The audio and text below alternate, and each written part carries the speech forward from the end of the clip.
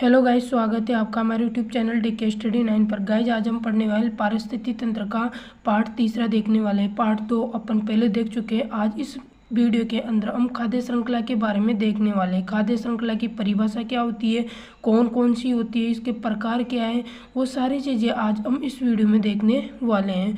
तो सबसे पहले देखते हैं गाइज खाद्य श्रृंखला होती क्या है। तो खाद्य श्रृंखला क्या होती है गाइज, यहाँ पर जो जीव होते हैं पारिस्थितिकी तंत्र में, वो जीव क्या होते हैं, भोजन के लिए एक दूसरे पर निर्भर करते हैं।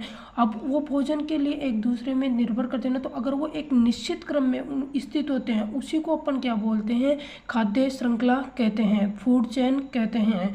तो इसकी परिभाषा ये होती है गाइज कि पारिस्थितिकी तंत्र में प्रत्येक जीव भोजन के लिए निश्चित क्रम में स्थित होता है, उससे हम क्या बोलते हैं, खाद्य श्रृंखला कहते हैं। एक निश्चित क्रम होगा इनका, उसी में ये स्थित होंगे, उसी में ये निर्भर करेंगे, तो उसी को आप क्या बोलोगे, खाद्य श्रृंखला बोलोगे।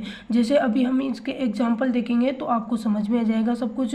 अब यहाँ पर गाइज क्या होता है, खाद्य श्रृंखला के प्रकार देखते हैं। तो खाद्य श्रृंखला मेनली अपने पास में 3 प्रकार की होती है। एक तो चारण खाद्य श्रृंखला होती है, दूसरी परजीवी खाद्य श्रृंखला होती है, तीसरी मृतोपजीवी खाद्य श्रृंखला होती है।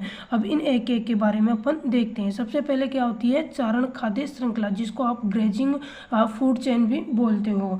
तो इसमें क्या होता है गाइज कि इस खाद्य श्रृंखला में जैसे आप आगे बढ़ोगे तो जीवों की संख्या तो क्या होगी, कम होगी, लेकिन उनका आकार क्या होगा, बढ़ेगा।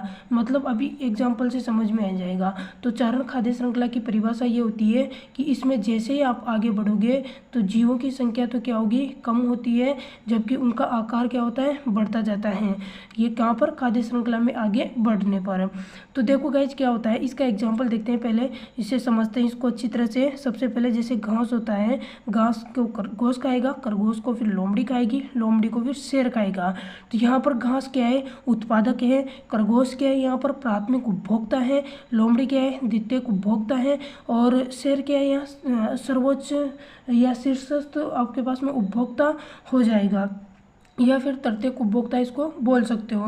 तो ये हो जाएगा। तो यहाँ पर क्या होता है, इसकी परिभाषा से इसको समझने की कोशिश करते हैं। सबसे पहले क्या बोल रखा है इसमें कि जीवों की संख्या तो क्या होती है, कम होती है, और उनका आकार क्या होता है, बढ़ता है। तो देखो यहाँ पर घास क्या होता है, घासों की संख्या आपकी ज़्यादा होगी, घास की तुलना में खरगोश कम होंगे, खरगोश की तुलना में लोमड़ी कम होगी, और लोमड़ी की तुलना में शेर कम होंगे।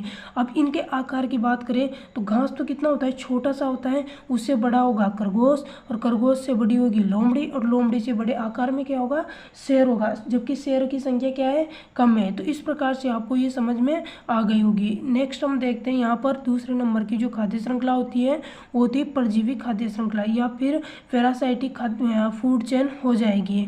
तो देखो इसमें क्या होगा, इस खाद्य श्रृंखला में जैसे अपन आगे बढ़ते हैं तो जीवों का आकार तो कम होता है और उनकी संख्या क्या होती है, बढ़ती जाती है। मतलब चारण खाद्य श्रृंखला का क्या है, बिल्कुल जस्ट अपोजिट है आपके पास में।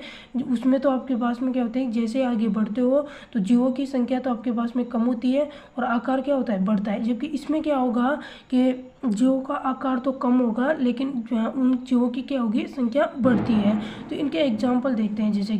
जैसे कि आपके पास में क्या होता है, पेड़ होता है, पेड़ पे क्या होती है, चिड़िया होती है, चिड़िया के ऊपर क्या होते हैं, परजीवी होते हैं। तो देखो गाइस यहाँ पर पेड़ का आकार कैसा होता है, बहुत ही बड़ा होता है। अब उस पर क्या होती है, चिड़िया का आकार उसके कंपैरिजन में तो छोटा होगा, और फिर परजीवी उनसे छोटे होंगे चिड़िया से, तो आकार तो कम हो गया। और संख्या देखी जाए तो एक पेड़ है, उस पेड़ पे बहुत सारी चिड़िया बैठेगी, और उन बहुत सारी चिड़ियों पर बहुत सारे आपके पास में क्या होंगे, परजीवी होंगे। तो यहाँ पर इसका मतलब भी आपको समझ में आ गया होगा।